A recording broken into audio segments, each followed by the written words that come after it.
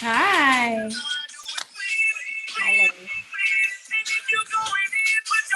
Okay. It is 7 o'clock on the dot. We will get started. Hi, everybody. So fun. I love to see all of your team spirit. Do you see everybody's team spirit? So awesome to take a peek. Ooh, I see Elizabeth is having, looks like her team over. Hi. Welcome tonight. Congratulations on your first couple of weeks. Starting out the fit shifts, everything has been going great. I was in the fit committee meeting yesterday before the general meeting. Lots of positive feedback about the provisionals, and everyone's just doing a really good job. So thank y'all for a great start. I know some of you are waiting to get started on your fit shifts. They hope to drop more fit shifts in October for the rest of the year. So be on the lookout for those. Just a quick reminder, we do have those shift caps. So don't try and stack a bunch of fit shifts. Please be respectful of the shift caps that FIT has put in place so that everybody on the provisional in the provisional group can have an opportunity to get started on their fit shifts. We don't want anyone feeling stressed out about that. I hope everyone was able to make it to the general meeting last night. Last night, the general meeting went on a little bit longer than they typically do. We had a great speaker. And then because we haven't seen each other in a really long time and met, there was just a lot to say from some of our big events that are coming up. I hope you enjoyed your welcome. Everybody seemed really excited about all of you joining us, and I hope you felt the love. A real quick note about October general meeting. We do our October general meetings in small group format. Right now on your member homepage, you'll see a link to sign up if you want to host one of those small groups. And I think right now they are taking hosts for both virtual and in-person options. So if you want to host one of those, you're more than welcome to. But in October, they will put up a list of all of the small groups for general meeting, and you'll be able to select your location. If you want to be virtual, if you want to be in South Austin, if you want to be in North Austin, you'll be able to see all of that, and you can sign up, and then you'll attend that general meeting. And you will be able to get a general meeting credit for that. So that's how the October small group general meetings work. You do not have to host a meeting. Do not raise your hand if that's not something that you want to do. But I would imagine in the next couple of weeks, they'll organize all the hosts and then put that up for you to sign up. If you were on the general meeting last night, you heard the big announcement. Our school supplies Spirit Stick winners were Team Meredith. Yay, Team Meredith. They collected over 1,000 individual items. You guys, my house is busting at the seams with school supplies right now. So y'all knocked it out of the park. You killed it. So many supplies. In the next day or two, I'm going to be sorting all of them so that Jamie, Zerwas, and I can deliver those on Friday on y'all's behalf. We're going to divide them equally, half to Beatty, half to Hillcrest, and they are both going to be getting such a great, huge donation. You guys were very generous. So good job on that. Thank you so much for participating. Participation is always optional. Please don't feel like you need to, but as a collective provisional group, we're able to really give a huge donation to Del Valley ISD. And that's such a nice way to start our year with that size community impact. Let's see. I think we're ready to pull up our slides. We'll look at the agenda real quick. We have an awesome meeting up ahead. We've got our Kids Giving Back chair here. I know I saw her on. We have our nominating chair here to speak to y'all. We have Coats for Kids. And is Dion up? There we go. Yeah. And then I know that we have our FIT committee coming to talk to us, and they have a guest speaker from the Central Texas Food Bank, and they're also bringing a representative from Del Valley ISD. So it's going to be a really impactful conversation, considering that's where you guys are focusing the majority of your volunteer time this year. And then we're going to hear from our Community Council VP, Elisa Cohen-Victoria, who, fun fact, was my provisional team lead when I was a provisional. So it's sort of a full circle moment. She's going to be here and talk to us about Community Council and what goes on Community Council. And then we will come back for closing announcements. Tonight was put together, our meeting hosts tonight are Marissa Kubinski and Flannery Bope. So Marissa is here. She's going to guide us through our meeting tonight. Unfortunately, Flannery, her flight was delayed out of Oregon, so she's on a plane right now.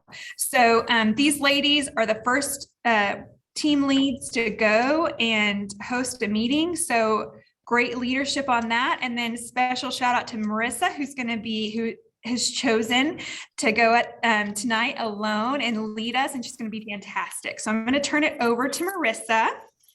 Thank you, Tiva. It's so great to be here with all of you and seeing all of you in your football spirit.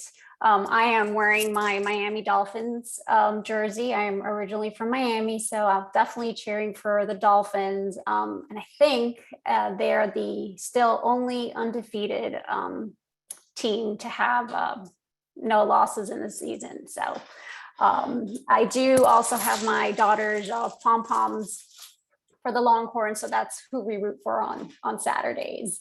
Let's see, since our theme is football, everything football, anything football, NFL, college, we wanted to do a quick scavenger hunt. So this will involve you getting up, and especially if you're home, this will be really beneficial for you. And if you'd like to participate, we go a couple slides over. I think one more. Okay, so our scavenger hunt is going to involve you getting up and looking for these 6 items that we have listed. We have a football, any type, any size football, a foam finger, a helmet of any size, a jersey. So if you already have one on, you already have one item, any type of autographed memorabilia, and any type of pom-pom. And I realize that some of you might have all of these, some of you might have a few of these. If you can, when I start the timer on the next slide, you'll have 1 minute to run and collect as many of these as you can. It doesn't matter if it's from your husband, it's from your own collection, your kids, go ahead and grab them. And when you do have them, count them up and type how many you have in the comment section. We'll see how many of you have all 6. And if there's somebody that has 6 or 5 and we'll go down, you'll have to show them to us. And the first person that does, in fact, have all these items will win a gift card. So in the next slide, we are going to start the timer.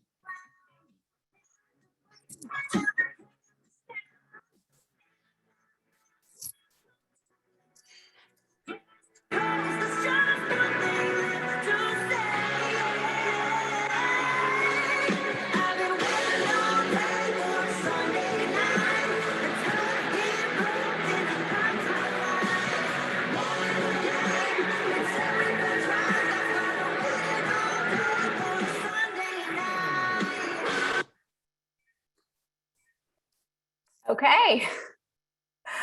It's funny, I keep seeing zeros, and that's totally fine. All right, so it looks like I see somebody that has 4, a couple of 1s, 2s, 0s. Let's see, I think it was Jessica that had 4. Stephanie Barrett has 4, she said. Yes, I have 4. Okay. Let me take off my background. And you have to excuse all the kids stuff and Oh, I'm sorry, I can't hear you. Tima, who did you say had 4? Last name was Barrett. Stephanie. Hello. I do have 4, but I think there's also somebody ahead of me who also had 4, but I got a IU football helmet. I went to Okay. Indiana. Helmet. My mother worked for a tanning company and has a Khloe Kardashian tan bottle signed. So not football, but it is signed. From Indianapolis. So I have a Colts Manning jersey. Okay. And then a deflated football. I love it. Did anyone have 5? Drop it right now if you had 5. No 5s? Said someone had 5. Morgan said someone had 5. They're not piping up. Stephanie has 4. Should we see if she has, does the autographed Kardashian? It, Wait, there's a caveat here though. I have a signed jersey, so I don't know if that counts as both. yes. Yeah, I have a signed jersey, but it wouldn't. But I be guess just for fun, I have a UT Longhorn Coach Royal era helmet, Okay. My generation. Razorback football. Sorry guys, I know it's kind of a thing right now, but and then a signed UT football Coach Royal era jersey. Nice. Like the old Perfect. school jerseys. Well, both of you are Stephanie's. I think Stephanie, although Stephanie Barrett was the first one, but that Kim Kardashian sign was probably not football related, although she has dated football players. True. Very true. That is true, but Finlaw's is all football related. So I think the prize today will definitely go to Stephanie Fenlaw. Stephanie Barrett, thank you so much for participating. It's great that all of you did have these items.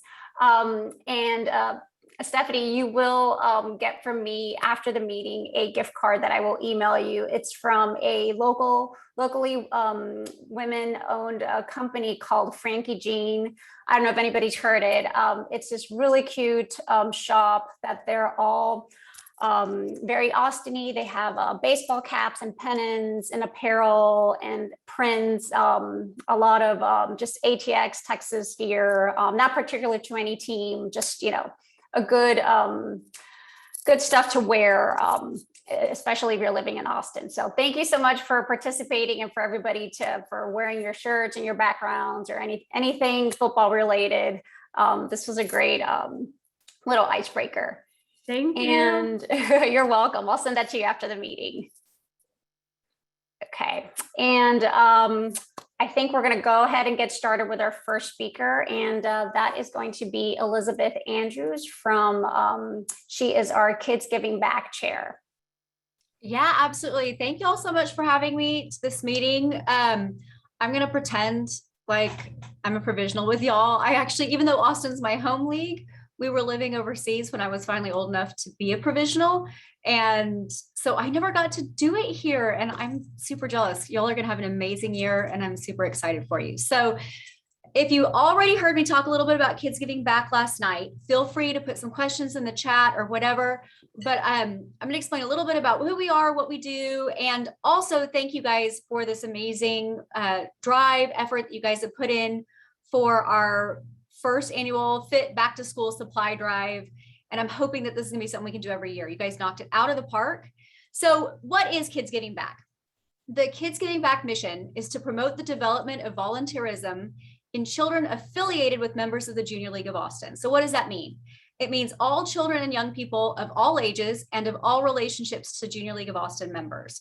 So before I had my daughter, or even when she wasn't old enough to come, I brought my best friend's kids or my niece and nephew. And that's another really fun thing about Kids Giving Back.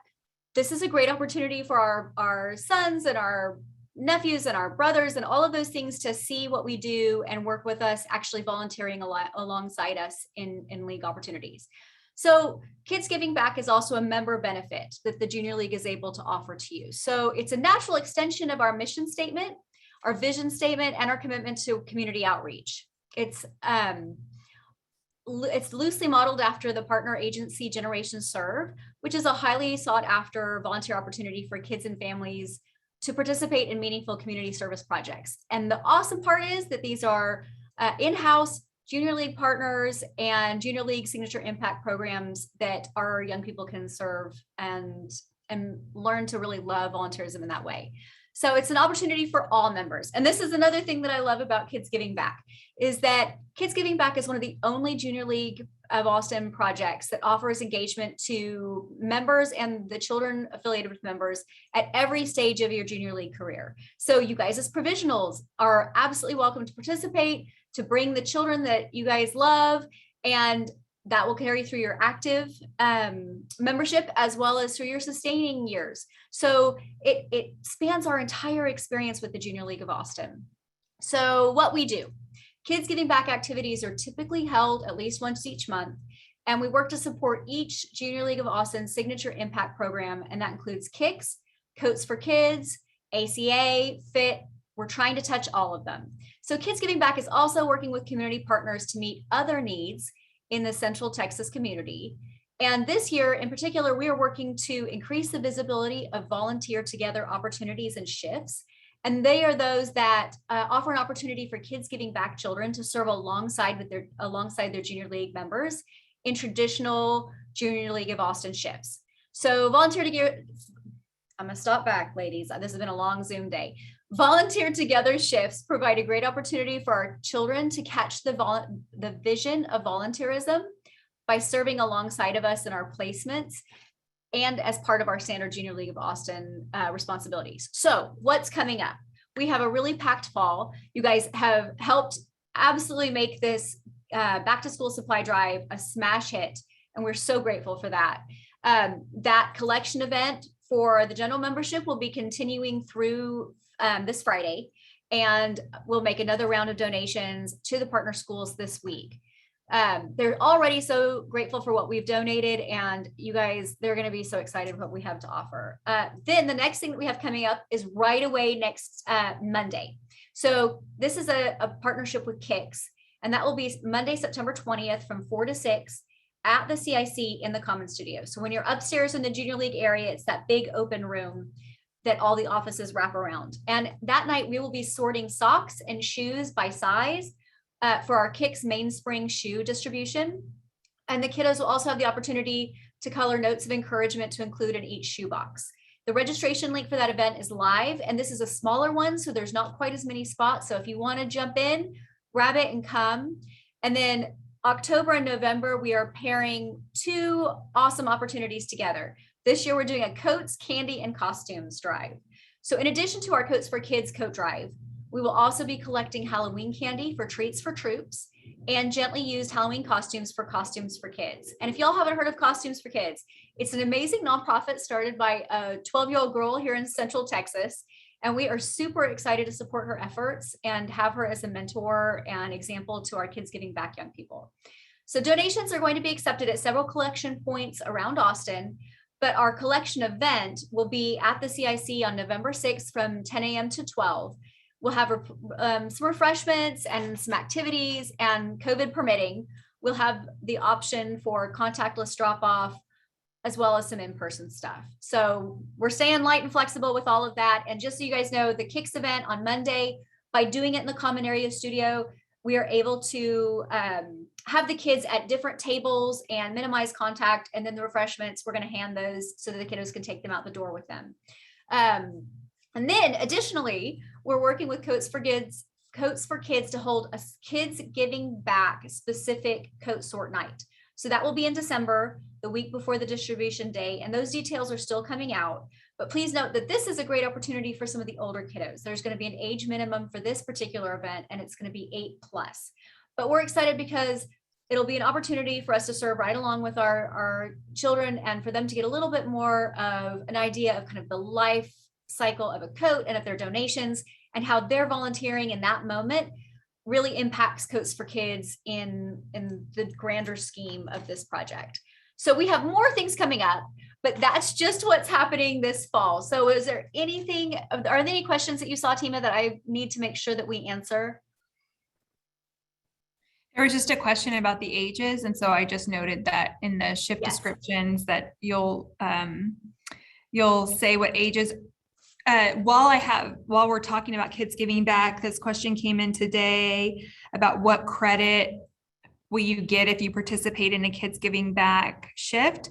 And so just want to clarify that Kids Giving Back is a member benefit. It's just a membership perk that we have that we offer to the children of our membership.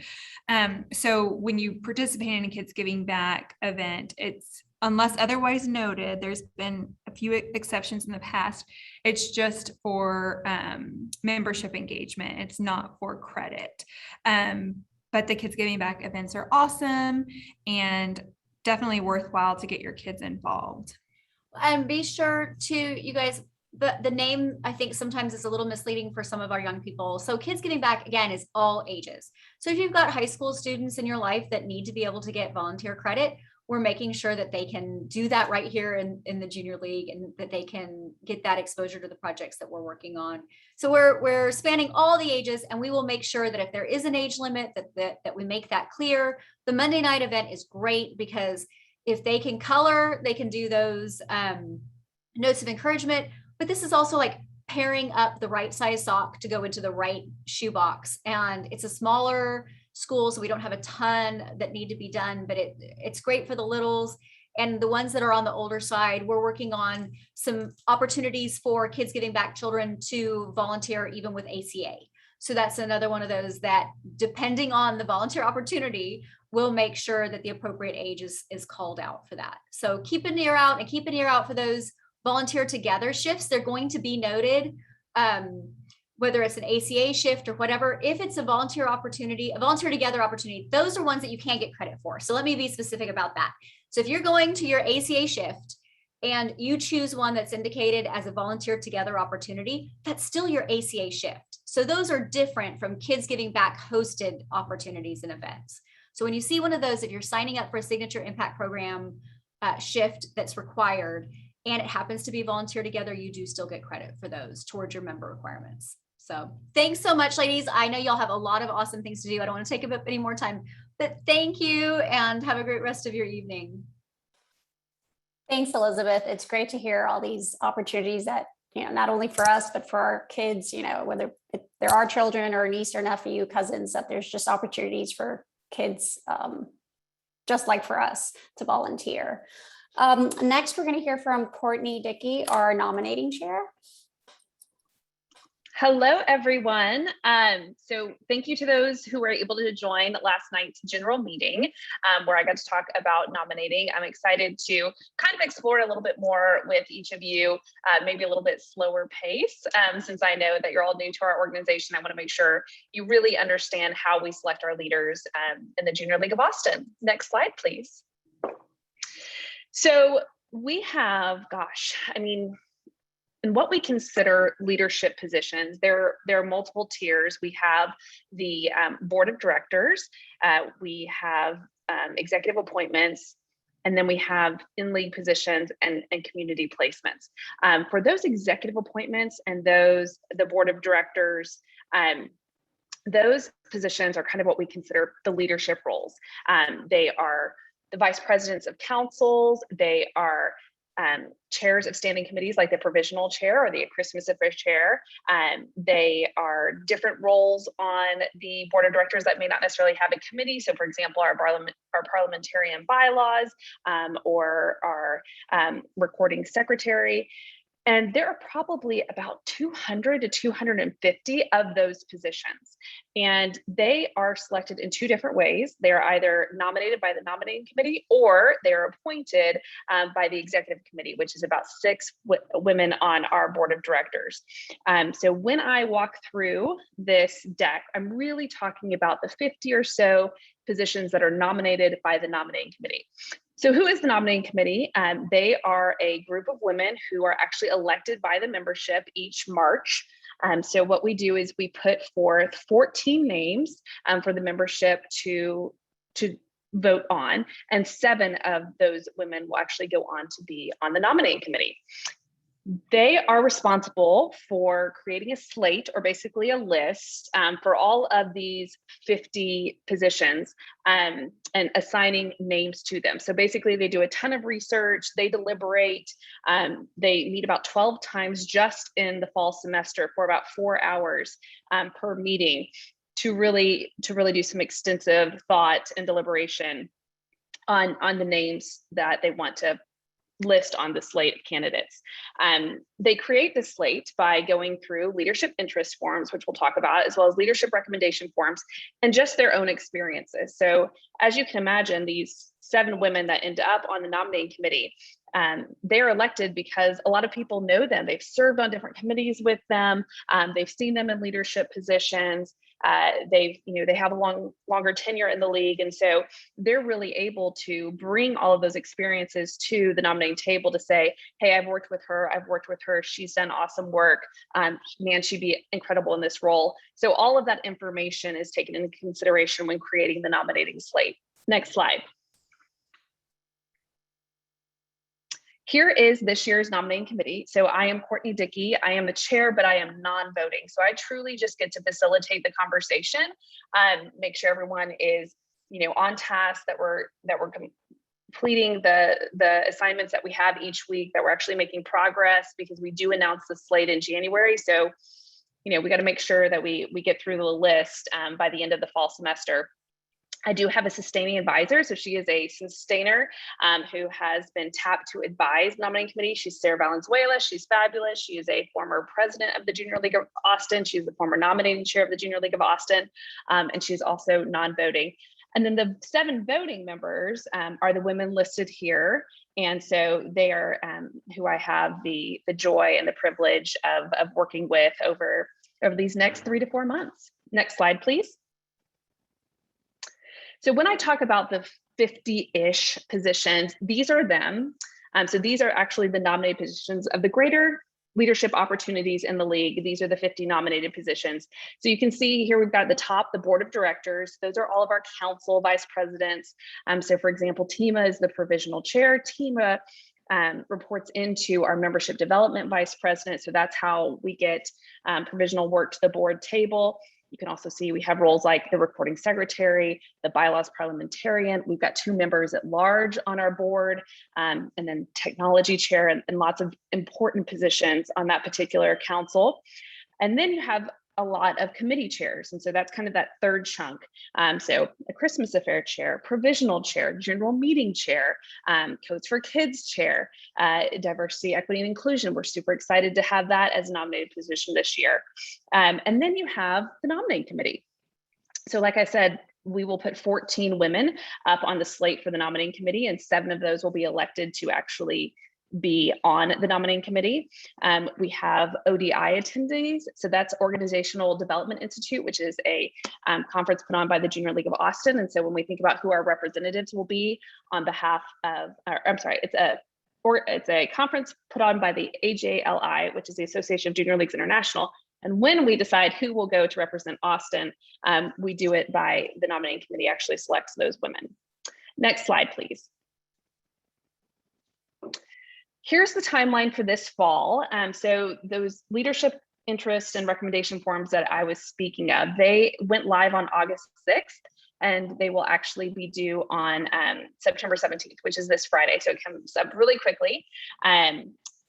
When we decide, so when the nominating committee makes a decision, like, yes, I do want Tima Brown for provisional chair, they actually make a phone call to that woman to ask if she accepts the nomination. So here is the timeline that we'll make the phone calls. We always reach out to the president-elect first. Fun little fact, the nominating committee, instead of making a phone call, actually surprises that person and comes to her house to ask her in person if she will accept the nomination. Then the first week of November, we will be calling the women slated for Treasurer-elect, FTC VP, and ACA Chair-elect to ask if they accept their nominations. And then the week of November 29th, we will ask all of the other women who are slated for the other 43 or so remaining roles if they will accept their nomination. Next slide. Changes this year, which probably, won't be changes to you because this is your first year going through it. But just so you know, and if you have friends or you interact with active members and they're like, hey, nominating looks a little bit different this year, this is kind of what they're talking about. So we've changed some of the form names. The leadership interest survey is now the leadership interest form. We used to have a form called the straw ballot. That's where you would recommend other women in the league for leadership positions. We've just tried to simplify that. It's just called the leadership recommendation form.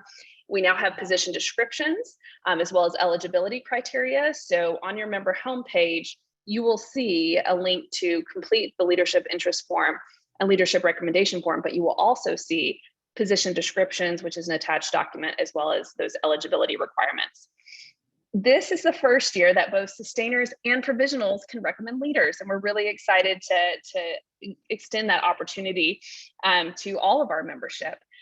All of our members are constantly interacting with other members in the league, and they are seeing them at work, and so it just makes sense. And reading our governing documents, we saw no reason why we couldn't extend that benefit to all members.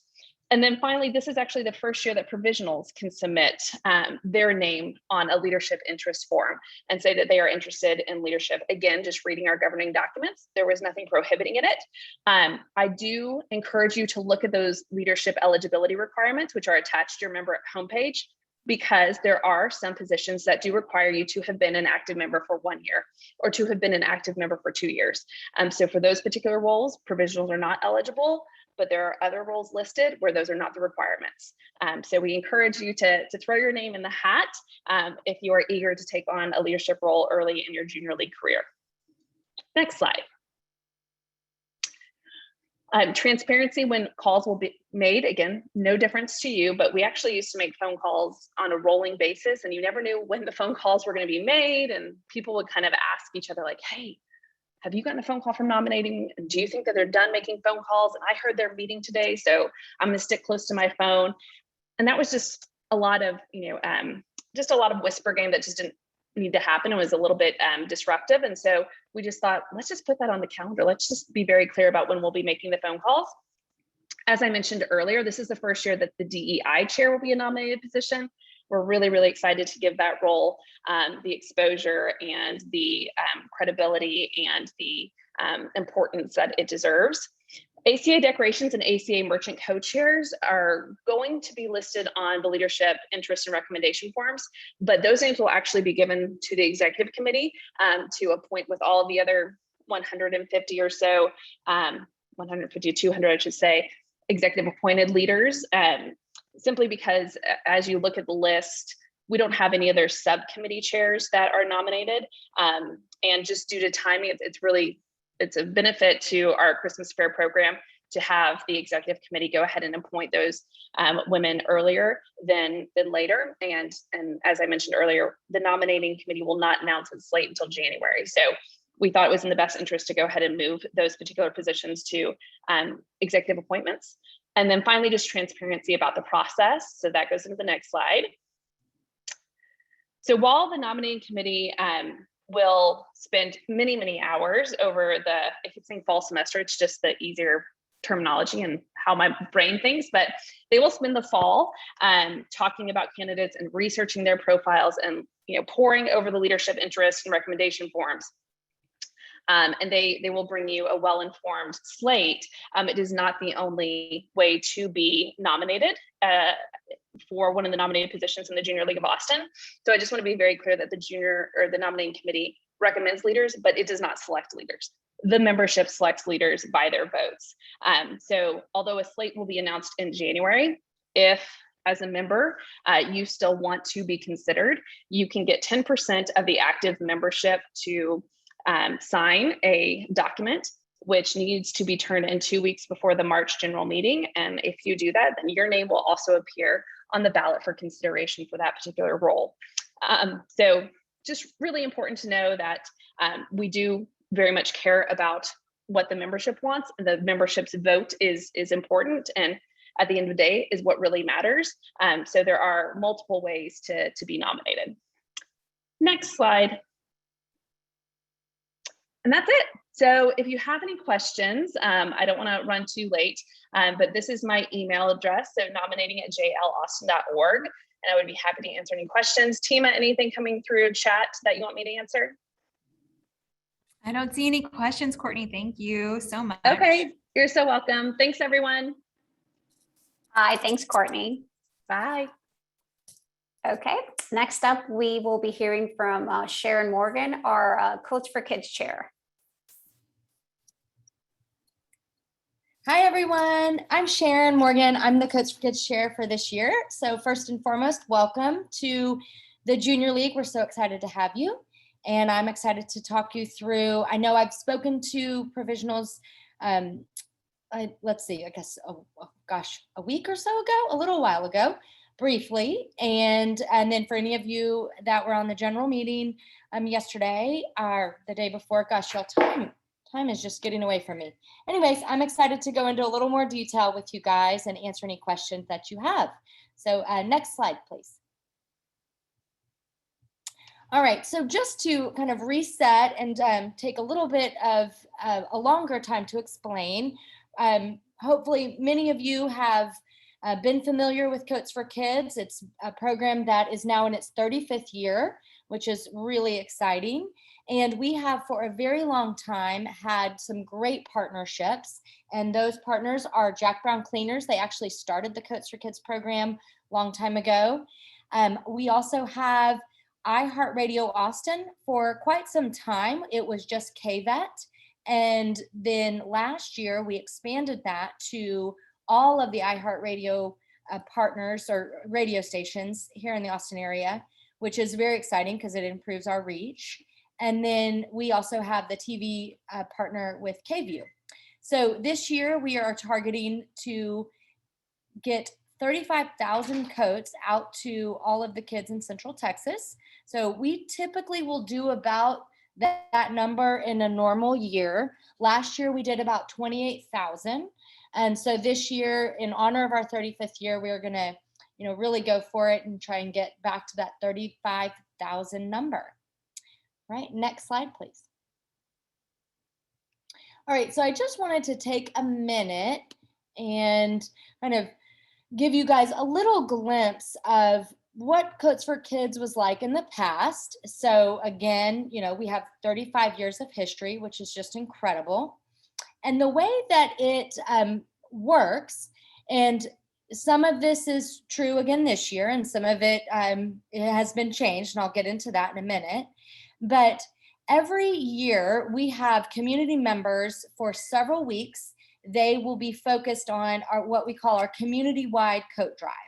As a part of that coat drive, we also have a coat drive competition, and we'll talk about that and how the provisionals can get involved. But we will do that for several weeks. This year, we're going to kick it off on November 15th, and that coat drive will continue through December 8th. During that period, anybody wanting to drop off a gently used coat can do so at any Jack Brown Cleaners locations. Once those coats are received, they will clean those coats. And then in the past, for 33 years, Paul Brown and the Jack Brown Cleaners team would take those coats down to Palmer Event Center.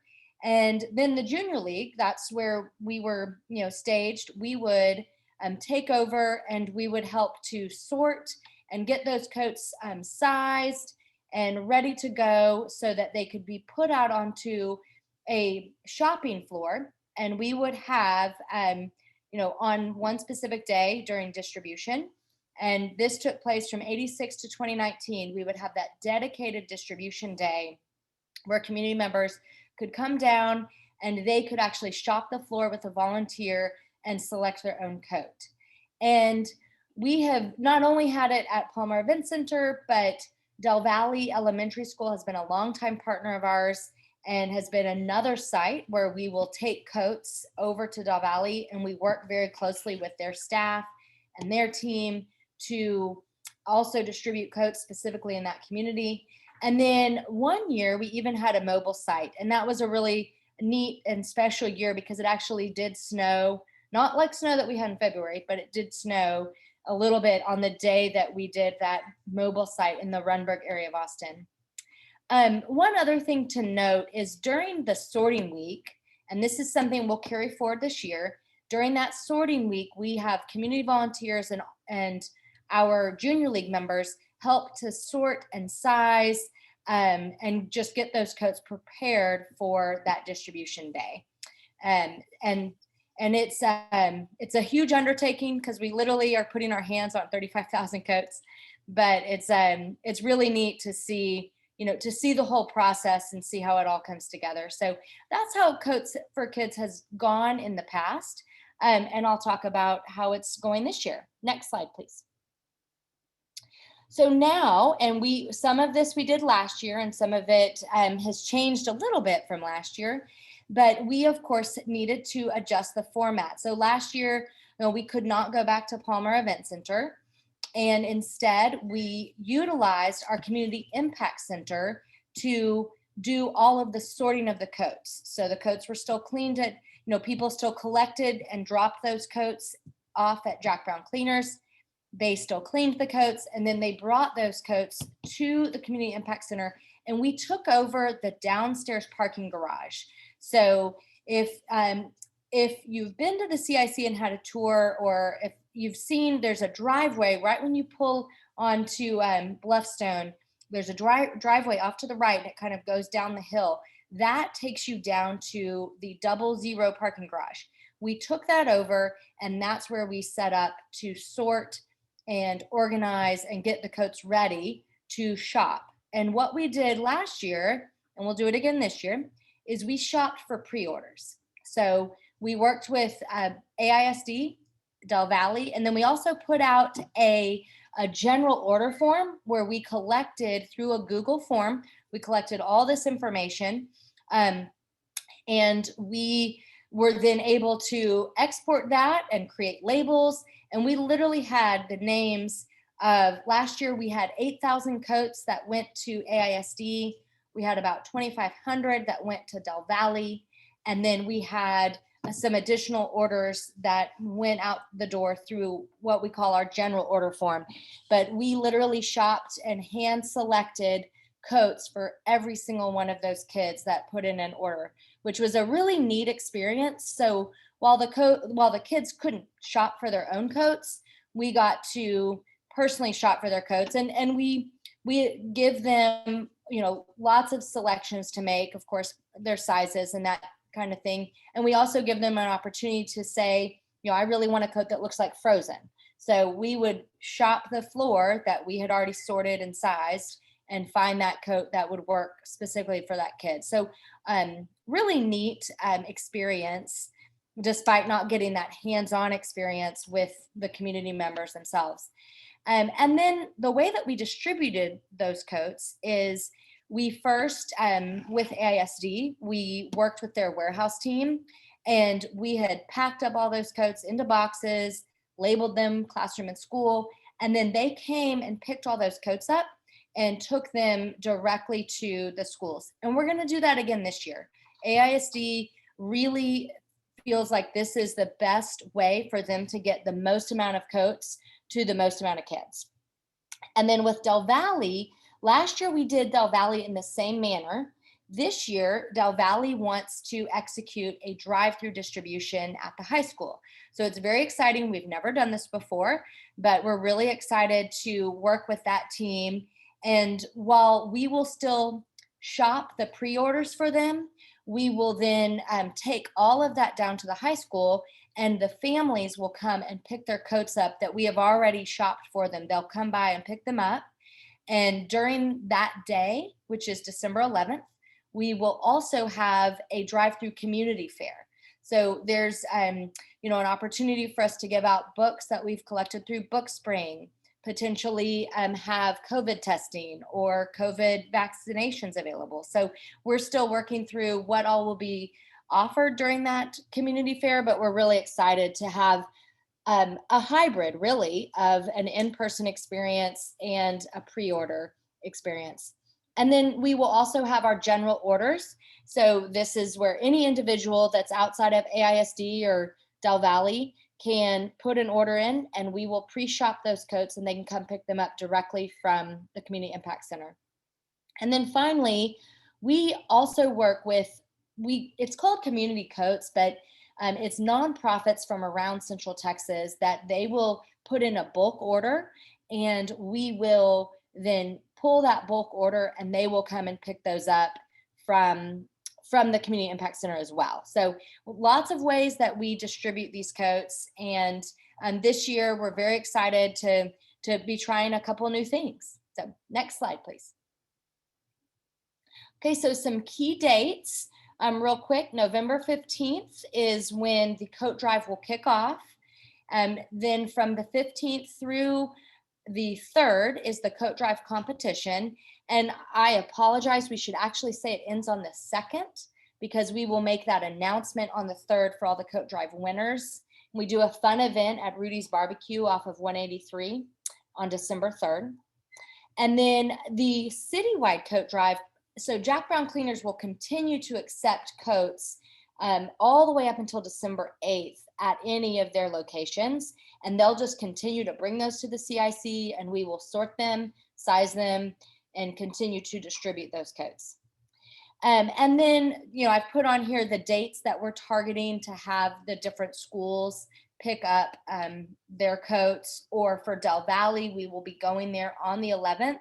And that's also the date that we'll have the nonprofits that we work with in the community come and pick up their bulk orders. Next slide, please. Okay, so how can you guys help? So Tima is going to get into more detail about this, but it sounds like there is going to be a provisional coat drive competition that's going to be organized for October. Specifically this year, and probably of no surprise because of how we are doing this program now, we will need new or gently used coats. And I put the sizes here. We need coats of all sizes, but last year, and I anticipate it will happen again this year, this is where we really, we needed more coats in 10 to 12, 14 to 16, smalls and mediums. We get a lot of larges, extra larges.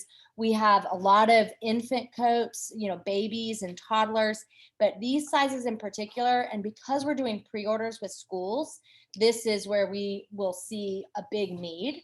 So if you're, thinking about buying a new coat, consider these sizes. And same thing, donating, if you happen to have these sizes, this is really where we'll have a huge need. In addition, we will have an Amazon wish list, and this will be something you can access by a QR code. And those coats from the Amazon wish list, we've already curated that list. We'll be updating it as needed, but those will be shipped directly to the CIC.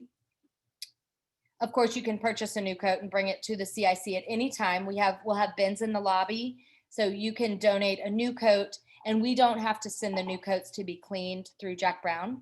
So you can bring those up at any point. And then you can donate any gently used coat at Jack Brown Cleaners or at the CIC lobby. And then from a volunteer perspective, so one of the provisional requirements is 1 Coats for Kids shift. And it is a 3-hour shift this year. We're kind of changing things up a little bit, but it'll be a 3-hour shift. And our volunteer team has organized setting up 1 weekday night shift per team so that you guys can volunteer in your groups. And I do have, and I know Tima will give you guys these dates again, but I do have these written down, and I can run through them real quick. We have Red Flamingos, December 6th. We have from 6 to 9 p.m. All these shifts are from 6 to 9. We have Black Flamingos from 12 to 7, or on December 7th, 6 to 9. Orange Flamingos, December 8th from 6 to 9. And White Flamingos on December 9th from 6 to 9. And we will have a lot of shopping shifts during these windows, and that's where we're going to need some particular help. We would love that if you guys want to do that as a group. And then finally, we will have the text to donate capability, and that will be available very soon. And so you can always make a monetary donation. All right, next slide, please. Okay, I guess that's all, y'all. That's all I have. But I'm so excited. If there are any questions, Tima, I know we'll be talking to you guys a lot more about this with your involvement. And we're so honored that you guys can participate and help us with this incredible program. We know the need is greater than ever. And not only is the need greater than ever, but we're just on the heels of the crazy snow that we had this past February. So we know it's top of mind for everybody. So thank you guys so much for your time and for your support. Thank you, Sharon. Just to briefly mention in the comments, all these dates, all this information will be provided closer to the month, as well as more information on the coat drive competition among the provisionals. Okay, thank you, Sharon. Our next presenter is going to be from Food and Tummies. Jamie Zerwa. She is our FIT chair, and she's also asked 2 special guests to join in the meeting today. We also have Beth Corbett from the Central Texas Food Bank, as well as Christopher Weddle from the Del Valle Independent School District. Jamie, we're going to hear from you first. Great, thanks everyone. Thanks for having me again. I know you've probably heard from me a lot over the past month, but if you want to just move on to the next slide, we are, and we can go ahead and go to the next one.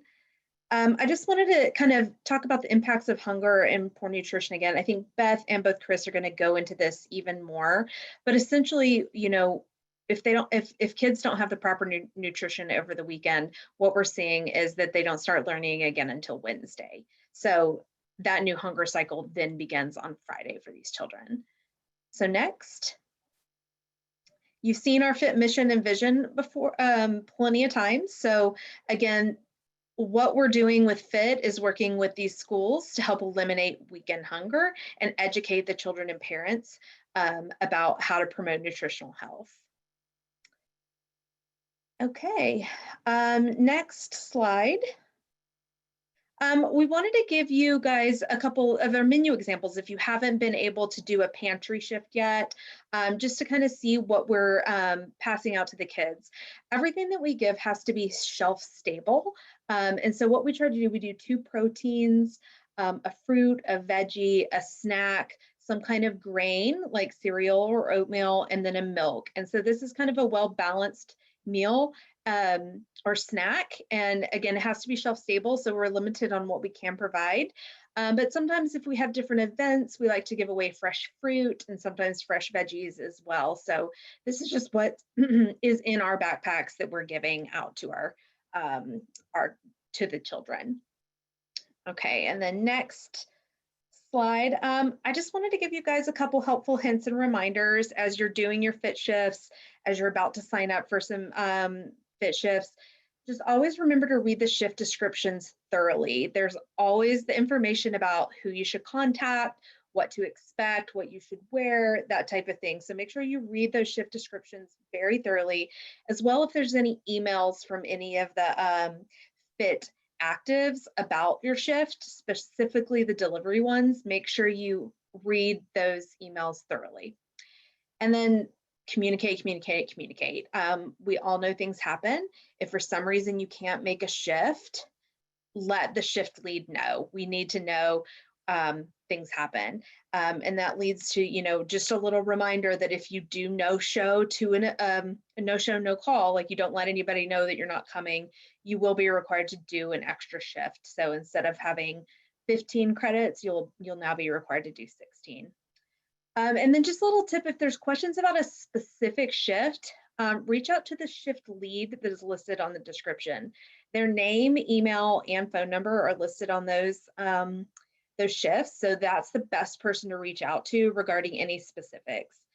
If you have any questions about like getting credit or just general fit shifts, that's when you'd reach out to Katie Orman, the fit scheduler, as well as if you're swapping with anybody, if anybody is taking over a shift for you, reach out to Katie for that type of thing. Okay, and then I think next slide. I just wanted to give you a little, guys, you guys are making a huge impact. We did a survey at the end of the year, some parents, and here's just some quotes from the different parents. So I think you should just be excited about what you're doing and really making a big impact in these kids' lives. And then just a few pictures from your first couple of fit shifts. They went really well, and I know everybody was really excited to have everybody back in the schools passing out bags. Okay. And then Amy, I had one quick question. I'm not sure if you have another slide. Someone asked if FIT accommodates children with food allergies. We do not. No, we just we keep our menu set. We do a rotating menu, so it's the same menu every 4 weeks. We do new menus.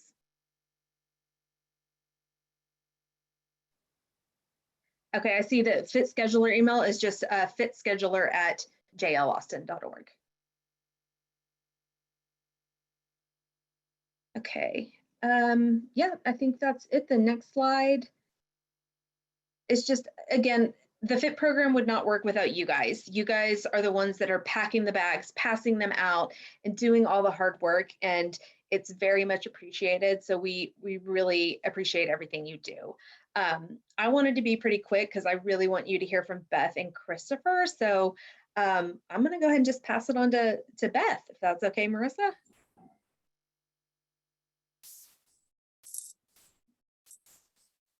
All right.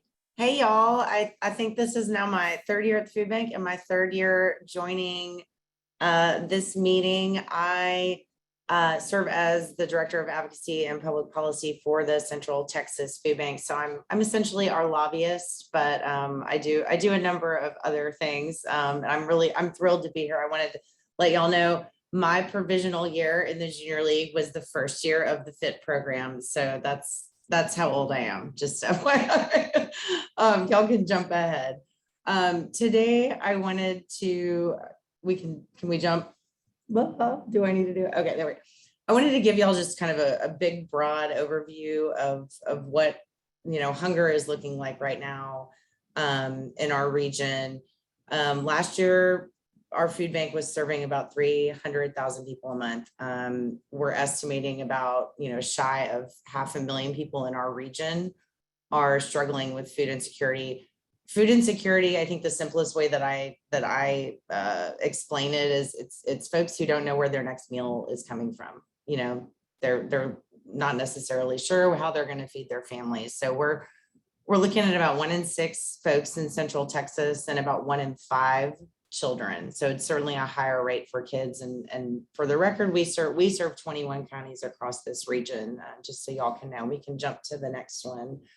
I think a lot of folks aren't necessarily aware too what food insecurity, impacts people that you might not be aware that it does. The majority of the clients that we serve at the food bank, they're working families. They're folks who really are just one big gross medical bill or, a major car repair or, any kind of other, unexpected incident away from, having to make really difficult choices.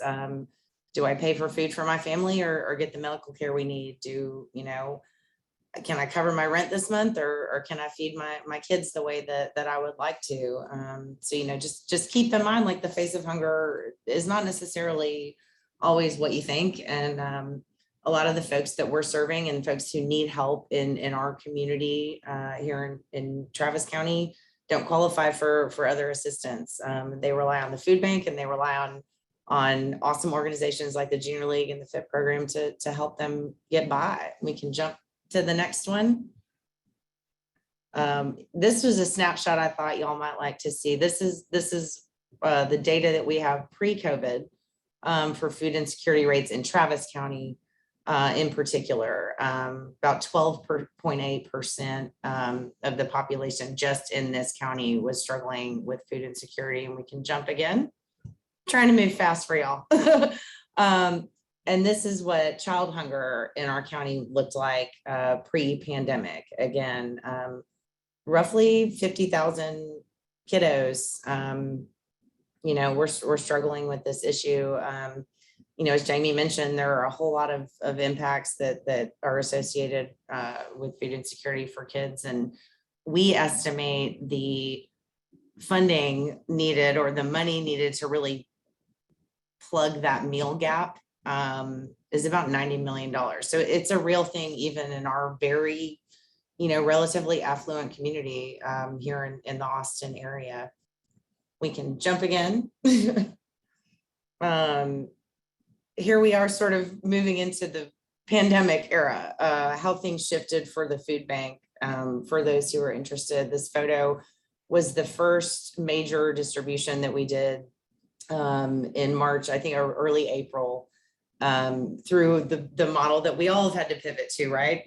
Coats for Kids looks different. Everything looked a little bit different last year. So we shifted to drive-through distributions in our mobile pantry program. That's what you're seeing here through our partner agency network. And those are folks that are, soup kitchens, food pantries, through churches. We actually about 80% of the food we distribute is through those channels, through our partner agency network. And this just demonstrates for you how massive the increase in need and demand was in that year following the pandemic. And just thought y'all could let that sink in for a moment. It's pretty sobering. We can jump ahead. In terms of kiddos, because I know that's the project y'all are going to be working on, we actually have a dedicated team of professionals at the food bank that work exclusively on children's programming. We have a backpack program similar to FIT that provides weekend meals for kids during the school year. Also during the school year, we have a kids cafe program that's in person after school snacks and dinners and things like that. And that's funded through a federal program called the CACFP.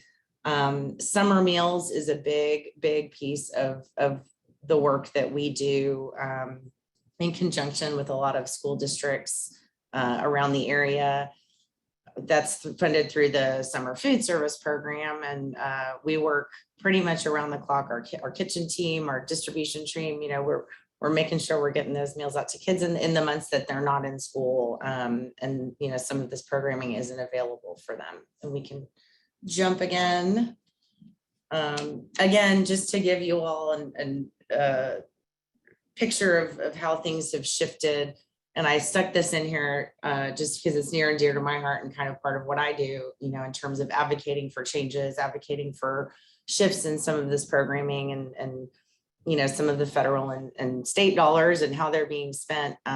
We had to move from, you know, those daily on-site in-person meals over the summer in 2019 to a drive-through grab and go essentially distribution model. What was really cool was that a lot of the things we've been advocating for, you know, not requiring congregate meal settings, not requiring, you know, a child to be present to be able to receive that food, actually resulted in us distributing more meals at 10% essentially of the sites that we have been serving the summer before. I think it was a great lesson learned. It's a great story to be told in terms of efficiency and effectiveness, and something I'm really excited to talk about when I meet with folks that I talk to.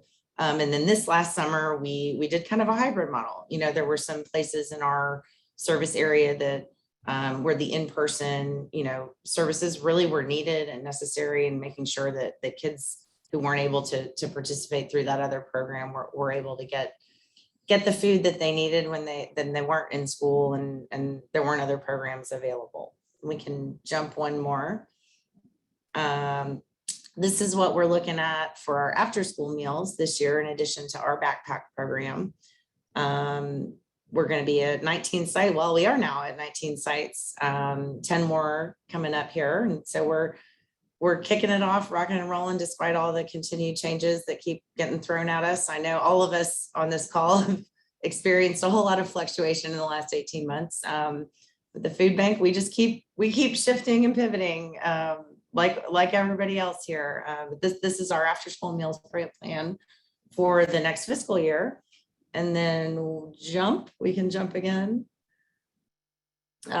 Looking at ahead, I think, you know, the two things I'd emphasize for y'all to keep in mind, you know, in terms of just hunger relief and charitable feeding in general, we estimate we're falling about 30% short of the demand for services. So what we're working on at the food bank is really identifying where those gaps in our services are and finding ways to get creative about our distributions and our programming to fill those gaps. In addition to children, obviously, we're looking at homebound seniors, you know, disabled Texans, folks in rural communities who really struggle with different access issues than people in Travis County do.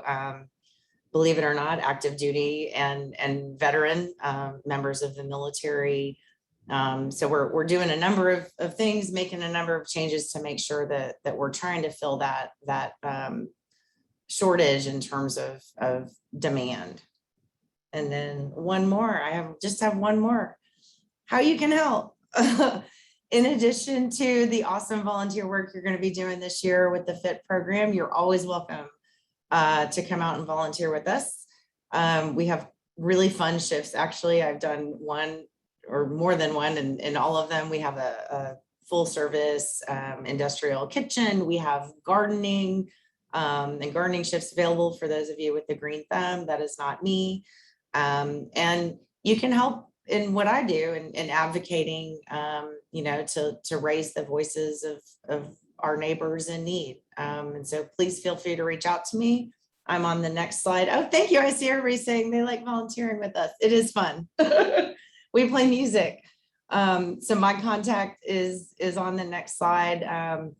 If you'd like to, you know, reach out to me directly, great. If, you know, you want to get connected with our children's programs or any of the other great programming that we do, I'm happy to connect you, and do not hesitate to reach out. Thank y'all so much for letting me come back again. Let's hope next year is in person. Thank you, Beth. If you're not familiar with the food bank from other opportunities, this is a great overview to see all the different things that y'all do. And it's great. I didn't know that you were a sustainer, so It's good to have you in this meeting. Okay, and next we're going to hear from Christopher.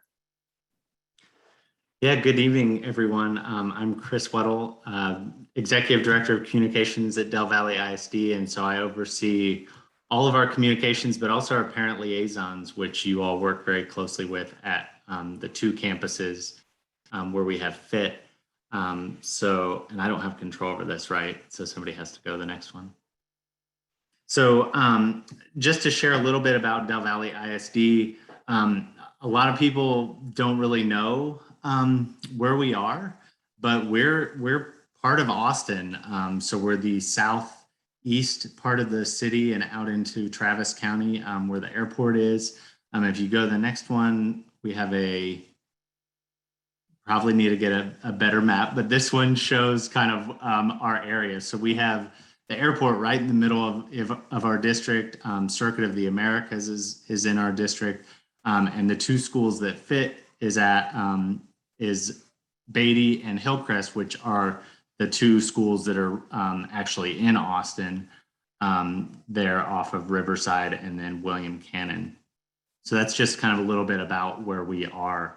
And if you go to the next one, share a little bit about our students. So our district is about 87% of our students qualify for the free and reduced lunch program. And if you go to the next one, then I'll kind of explain how that works. So there's multiple ways to qualify, as you can see, if they're already receiving some sort of benefits for various food programs, they're qualified. Foster children are automatically qualifying, Head Start program, homeless, and then there's also income guidelines if we go to the next one, based on the amount of people in the household. And this is the total amount of people living in the household. So we have a lot of multi-generational families. So if, the grandparents also live in the home, they're all counted in that household number. So you can see the thresholds for both free and the reduced meals. And the overall, like I said, is 87% district-wide.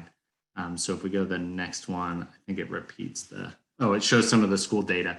So this is, I think, going to be probably a year and a half old, as last year we did not have a lot of the data taken from the state that we would normally have for this, but it's still pretty close. So Beatty Elementary has, I think, now about 430 students, and they're almost fully qualifying for free and reduced. So they're 98%. And then Hillcrest on the next slide, similar demographic, 97% that qualify for free and reduced. So the FIT program is in 2 of our highest need schools in terms of food access. So we go to the next one. Yeah, there it just kind of repeats. We're, again, 87% district-wide. We can keep going.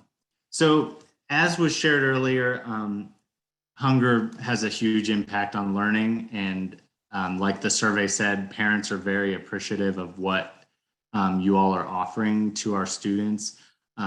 We provide those meals Monday to Friday. We have free breakfast, we have free lunch.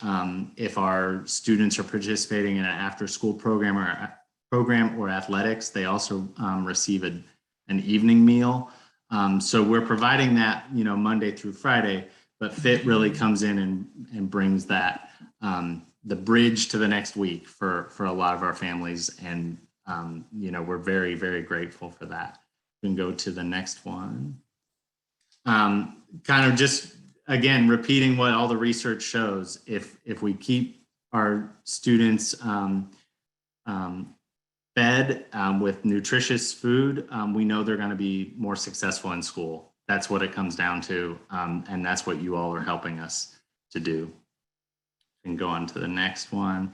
And a big thing in our district is we're classified as a food desert. They say we do not have a full service grocery store within the district boundaries right now.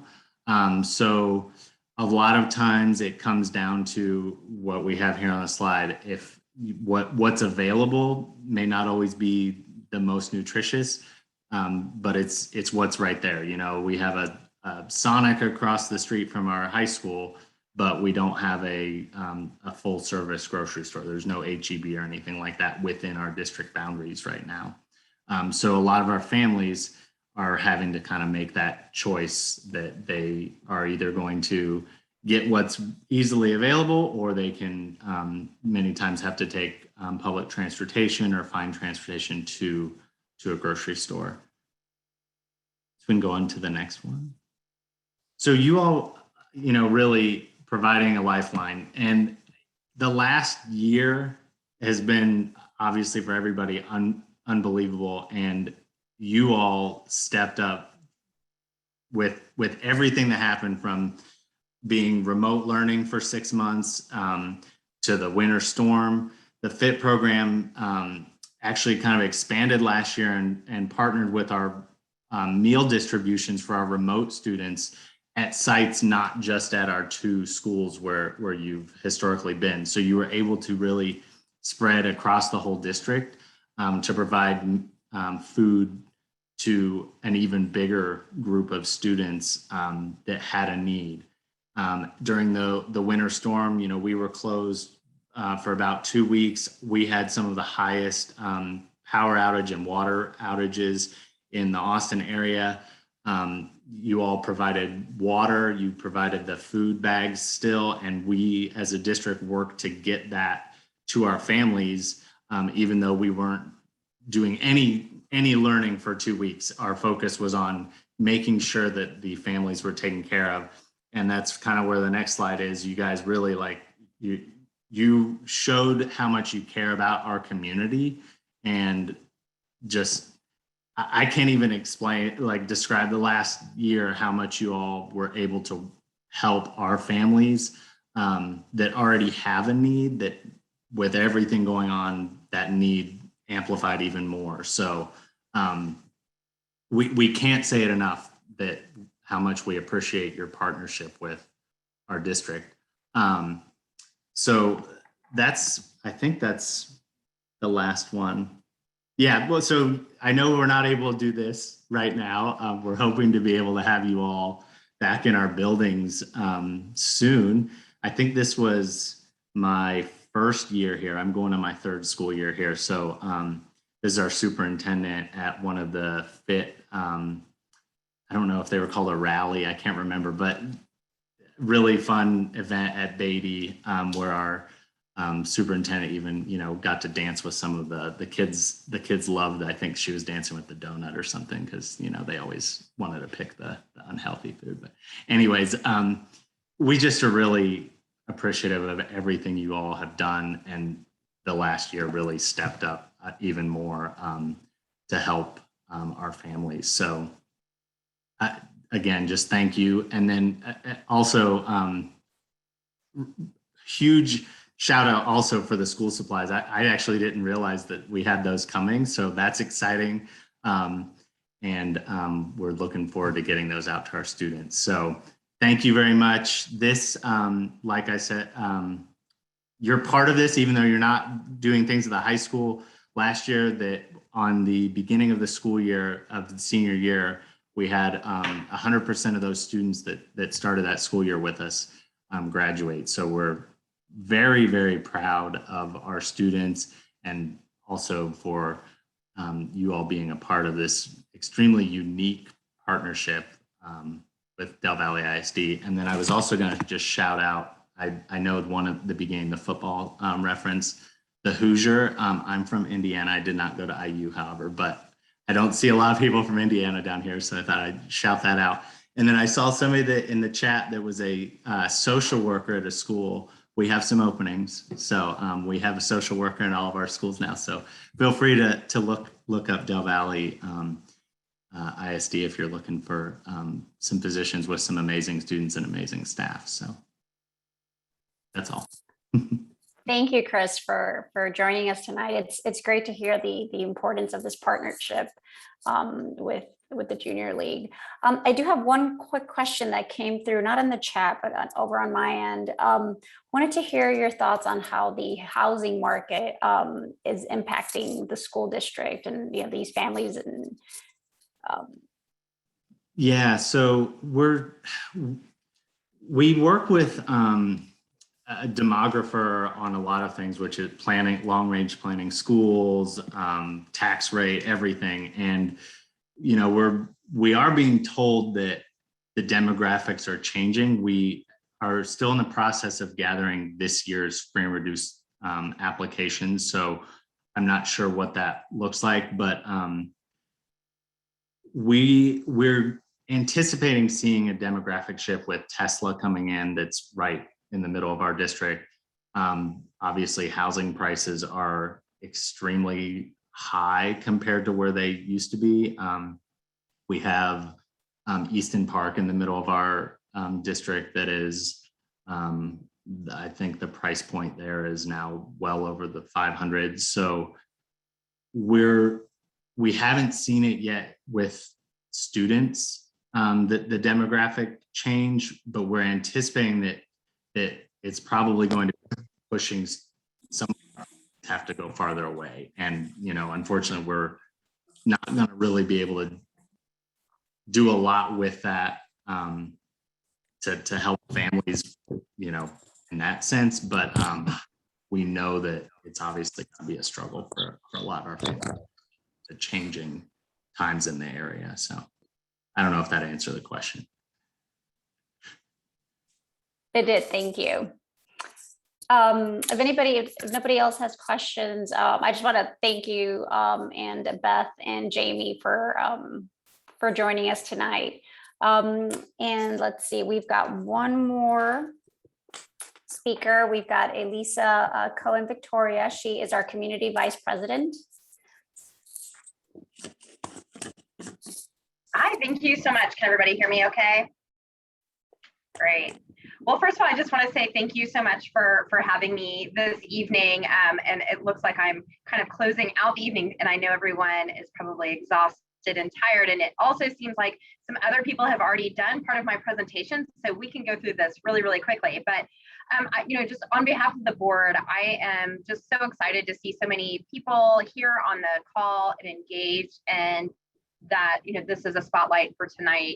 I do a lot of work in my professional life in nonprofit and philanthropy and volunteerism. So this is absolutely near and dear to my heart, and I'm super honored to be in this role this year, and certainly have an open door policy. If any of you ever have questions about what we do in the community for the Junior League, or just on a professional level, or connecting with nonprofits, I've been doing this for about 20 years plus. I've been in the league for 18 years, so FIT wasn't even our provisional project back when I was a provisional. So again, welcome. If you can go ahead and go to the next slide. I wanted to just call out our mission for the Junior League. And we are an organization committed to promoting volunteerism, developing the potential of women, and improving the community through the effective action and leadership of trained volunteers. Our purpose is exclusively educational and charitable. And I know that you've seen this many, many times, but it's just really important to me to share this and what community council is all about. And the words in here: volunteerism, community, trained volunteers, exclusively charitable. Those are all really important things to remember as you embark on this journey of being a provisional. You're going to meet incredible friends. You are going to get to do really cool jobs that you never imagined you were going to do. You're going to accept jobs that you didn't really feel like were your role, and then you're going to do them, and it's going to change your life. And I know so many league members who that's what happens. And so I think it's just always really important as you go through this to just always remember that mission and why we're here. It's because of what we do in the community and how we build that sweat equity together as volunteers. That's how those friendships and that social network and that professional network all develops. It's because we're working together. And you can go ahead and go to the next slide. So what is the Community Council? It is made up of our community placements that is part of our researchers committee, which I'll talk a little bit about. We have our done in a day projects. So those are projects that are done in typically 4-hour shifts. Codes for Kids, which I know that Sharon has already told you so much about that, and is our signature event that for 35 years has been providing coats for children who need them. Our Kicks program is our newest program, and that's our Kids in Cool Shoes program to give shoes to children who need them, who are at greatest need. Our FIT program, providing food for the children in our community. And we also have Spanish immersion program, which kind of goes into our community placements and is an opportunity for us to learn Spanish, which is a common language in our community, and language easily can divide us. And so having this opportunity where we can learn Spanish and take that into our placements a lot of times has been a really great program. So I actually forgot to put a whole slide about Spanish immersion, so I'll give you the quick lowdown on it real fast before I move on. But the Spanish immersion program is a program where you can take immersive Spanish classes over the course of a semester. And as part of that placement, the Junior League pays for that. And you get that education, and you also get the community of your committee to practice that Spanish in a safe environment. They also do mixers to try to encourage speaking Spanish as well. And they also do volunteer activities where the committee can go and again, practice their Spanish in the community. So definitely a really, really cool program that the Junior League has. Overall, our investment in the community for 2021, 2022 is $354,000. And that's split between our community placements and also our signature programs as well. We have 475 volunteers who are making this work happen. And you all are going to be part of that. So again, in advance, thank you for the work and the commitment that you bring, not only when you show up to the league meetings, but what you bring out into the community. Next slide. So sharing a little bit about our community partnerships, we have sort of these two different areas. We have our community placements and we have our done in a day projects.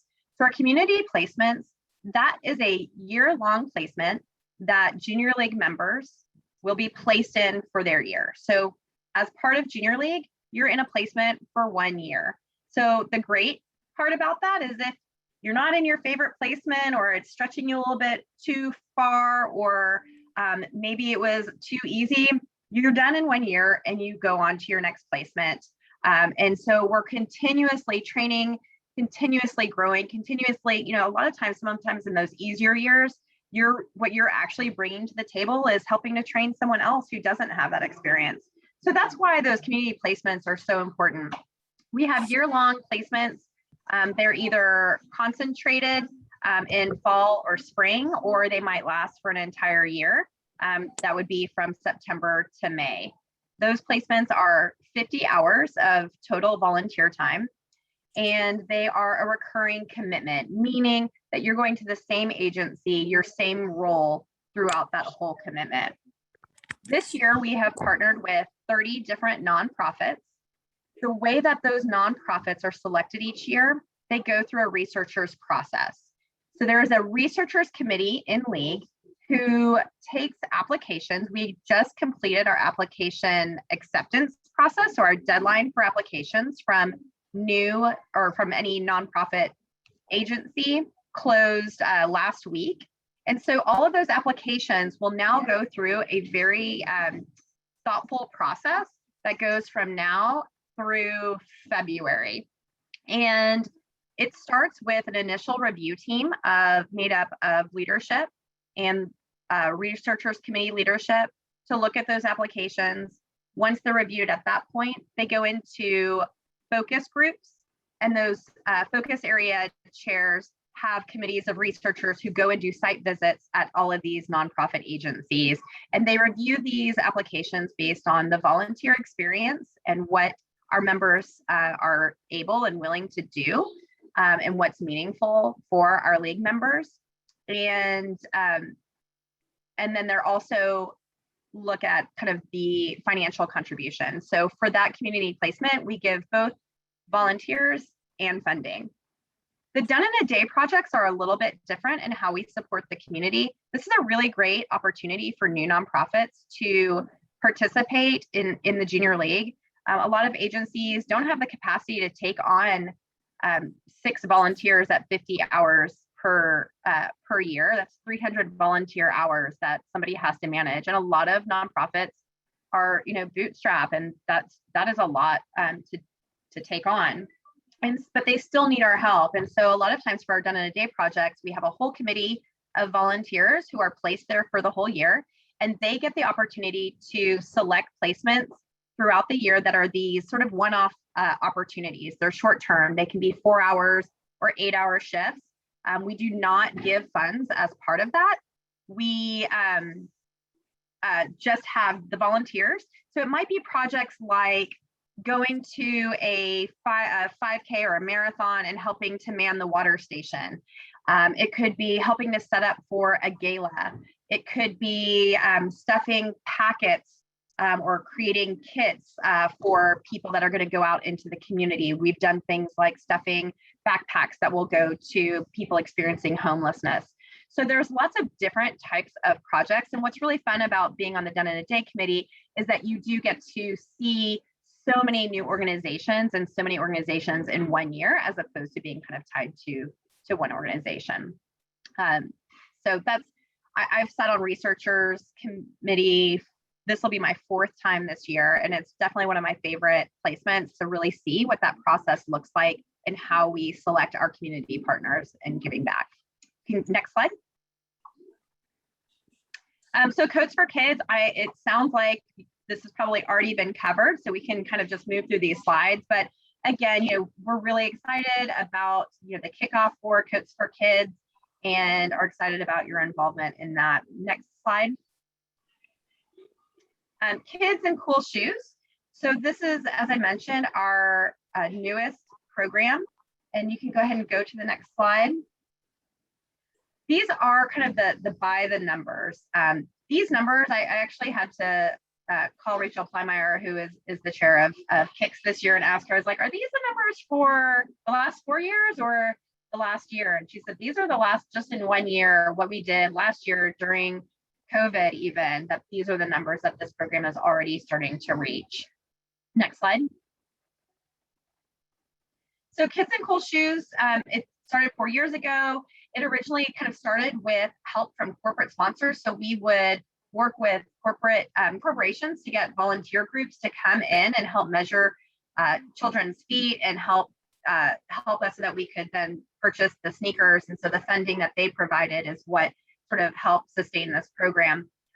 Last year with COVID, volunteerism in person was not an option. And so we really pivoted to a really great new model. And it really echoes kind of what Coats for Kids is doing, where they are able to get shoes into the hands of kids with the greatest needs by working with AISD to deliver to individual students, as opposed to giving shoes to an entire classroom. So it's really great that even through the pandemic and the changes we've had to make, that we've been able to steer things into a more positive direction and really getting help where it's needed the most.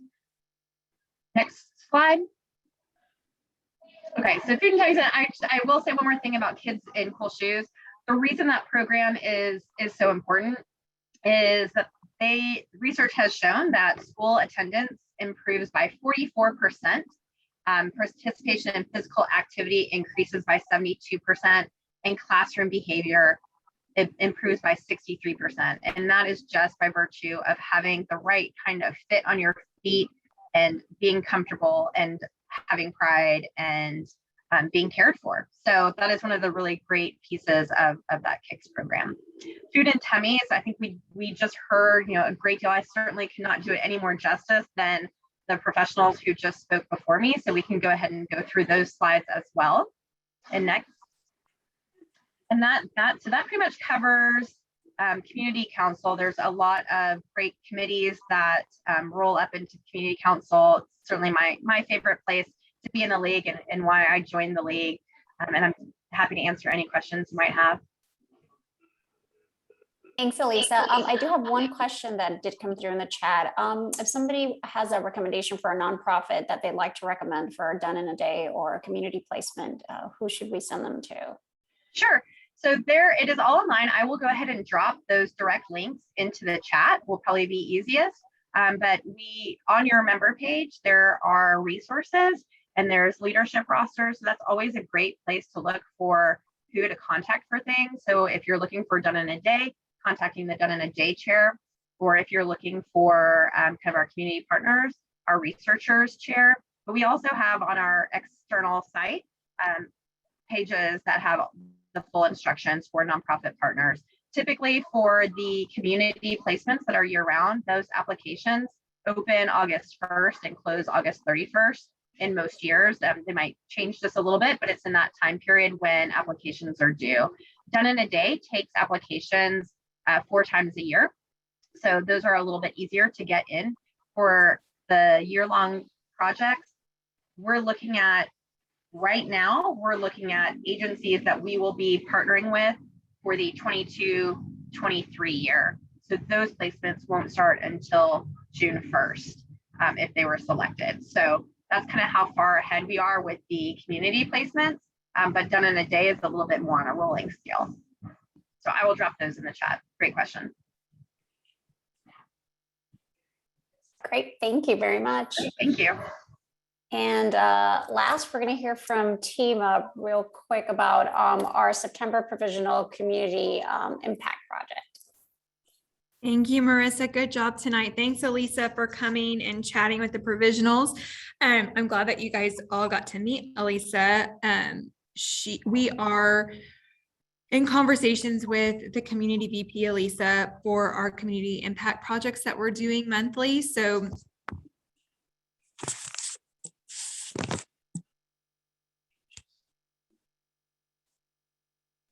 Tima, you're muted. how fun. I just said a whole bunch of stuff. I get to start over. I said, thank you, Marissa, for a lovely, your lovely leadership through tonight. Elisa, thanks for coming. Elisa, our community VP, is who myself and the meeting hosts reach out to when we're deciding what community impact projects we want to do, just to have that partnership with the community VP so that she's aware of what we may be asking our nonprofit agencies that we work with. So that's a way that we intertwine across the league, just an example. I'm excited to announce our September Provisional Community Impact Project. If everybody wants to grab their calendars or at least a paper and pen or something to write with, I'm going to give you guys a bunch of upcoming dates that I have not been able to share previously because they're all brand new. We heard from Central Texas Food Bank tonight, and I'm so glad that we are going to be able to do a peanut butter drive for them. We're going to collect jars of peanut butter. And I want to remind everybody that our intention behind our community impact projects is, again, like showing how our small individual contributions can come together and create a big contribution to give in the community.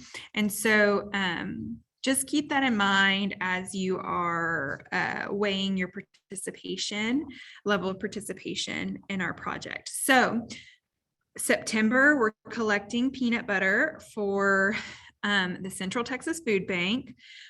We are going to, because the school supplies, we're working out the kinks, we're a training organization. We're going to do one drop off at the CIC for peanut butter. So if you want to participate in peanut butter, your teams want to participate in peanut butter, you guys can coordinate getting all the peanut butter to one person, or individually y'all can come. That date is going to be September the 26th. We will just do like a drive through and drop in the circle drive at the CIC at 6 p.m. We'll wrap it up at 6:30. So we'll just be there for 30 minutes. Just do a quick drop and drive your peanut butter. I'm working with Jamie and Jessica Spencer, our headquarters chair, about potentially putting some donation bins near the Fit Pantry. So if you're up through up at the league doing a fit shift, you'll be able to drop your peanut butter off there. I hope you're excited about that. I think it's going to be very meaningful. The Central Texas Food Bank was super excited about that donation opportunity. I hope you're all paying attention because this is really exciting date. We are officially rebooking our fall all provisional social. I would like for you to save the date for that. It's November the 7th from 6 to 9 p.m. It's going to be at the CIC. We have the lawn reserved and the back veranda, so it's going to be outdoors. It's going to be fall themed. I'm not going to give you too many details yet, but you'll be getting more information. This is, remember that you have one social credit that you need to get, and it encompasses these large all provisional socials. And there's 2 opportunities traditionally offered for that, one in the fall and one in the spring. So this is the fall opportunity. If you can't make it on this date, know that we were going to have a spring opportunity as well. So don't stress. But I'm really excited that we're able to put that on the calendar and potentially all get to be in the same place, outdoors and COVID safe. So November 7th, 6 to 9 p.m. A little circle about ACA, our A Christmas Affair shifts and tickets go live this week. So I wanted to just give you a little bit of details that hopefully will help you as you're deciding what you're going to do and see. A little bit about shifts. So they go live on September the 17th. Traditionally, ACA has shifts set aside for provisionals. And I know of 2 specific areas. There might be more, there possibly will not be more, but you will definitely be able to work in 2 areas. The first one is traffic, which is just, it's 100% outdoors. So that's exciting because it's COVID safe. If you have concerns about that, you're just out in the Palmer Event Center parking garage in the back loading area, directing merchants, getting them loaded and unloaded. And just directing traffic is basically what you're doing. Super easy. You get to be outside. And that is one of the traditional shifts that the provisionals do for ACA. The other is a new shift opportunity with a super fun parties team. If you don't know Jen Kalinowski or Brittany Ward, you will. They're so nice, such great members. They're leading up the ACA parties this year, and they reached out and they want to have the provisionals serving waitress style. So the name of that shift is ACA Parties Placement Food Services. And what you guys will basically be doing is serving food in a COVID safe situation, masks on, masks are required all throughout ACA. But that's the other provisional shift. So when you go to sign up for shifts, that may give you a place to hit and look at first. Are these the only things we're allowed to do? There may be, and like I said, there might be a couple other areas within ACA that will be a lot of for provisionals, but how they like to use a provisional class because you guys have 2 dedicated shifts that you need. So like to make sure that you're given specific compartments to work within so that you're able to get those shifts met. So to answer your question, yes, those are the ones that they want the provisionals to do. ACA week is November the 13th. Marissa, is it the Saturday before ACA? Or is it even before then? Do you know? What, I'm sorry.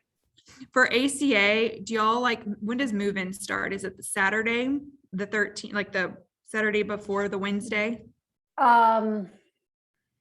It's usually like a week before, but that's cutting it less than a week. So it might be before Saturday. I feel like there's probably like 5 days before the parties start when ACA shifts are happening. And then they go to closing night the Sunday, and then there will even be some decoration resale shift opportunities after ACA.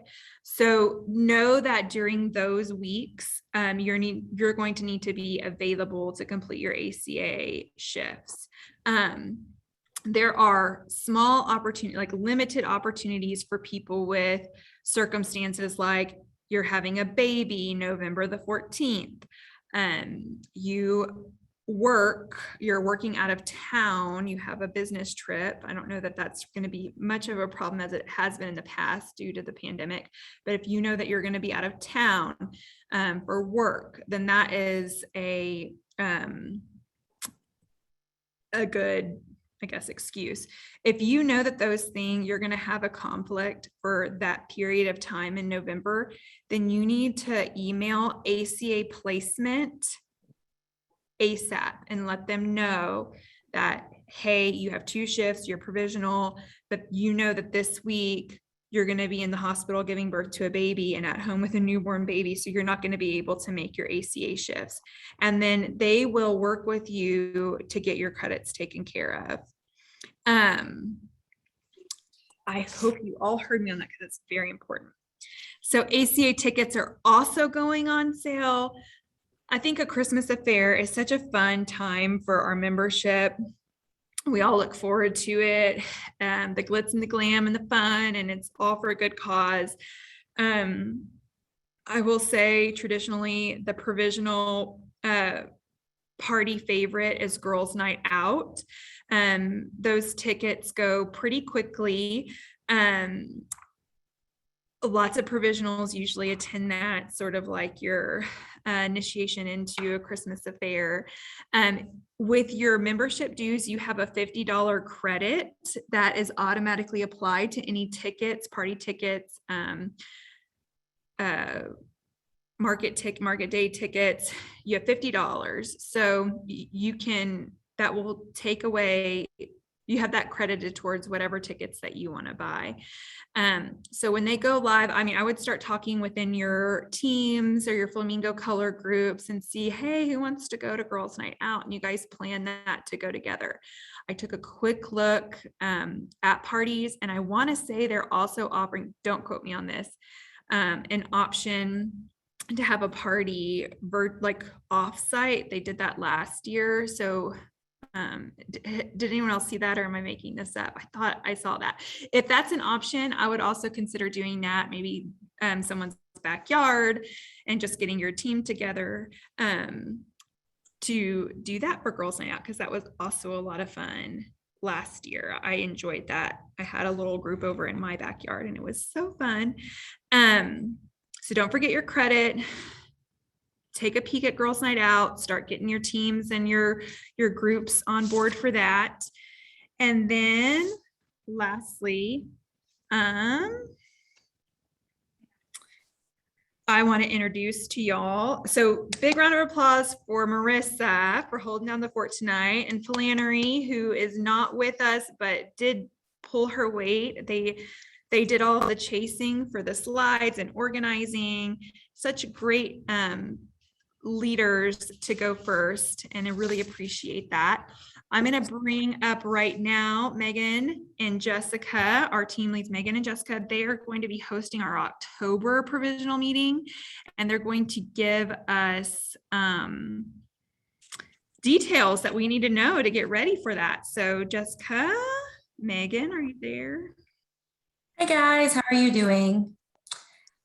So just a little heads up about some fun activities that we are going to do for next month's October meeting, which will happen Tuesday, October 12th.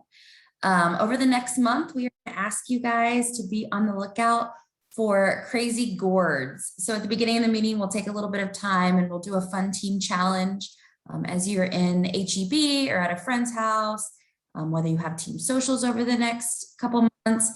Keep your eye out for some fun, keep Austin weird gourds, snap a shot of them, Your team leads will collect them for you. You guys will submit your best one to Megan and I.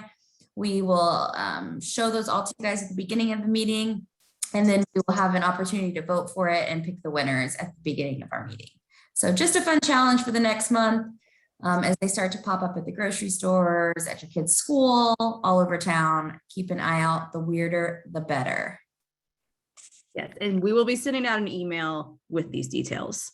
So get excited and oh my God, keep Austin weird. Haha. Love it. Thank you. The pumpkin decorating is probably one of my favorite things that I did as a team lead. So I cannot wait to see what y'all come up with. Again, big shout out to Team Meredith for winning our first Spirit Stick. I will be getting your blank canvas Spirit Stick to Meredith, and I cannot see what one embellishment y'all do. That is it for tonight, ladies. Thank you for joining. We'll be in touch soon with all of these dates. So look for an email or two. Have a good one. Go Bye. team. Thank you, everyone. Bye.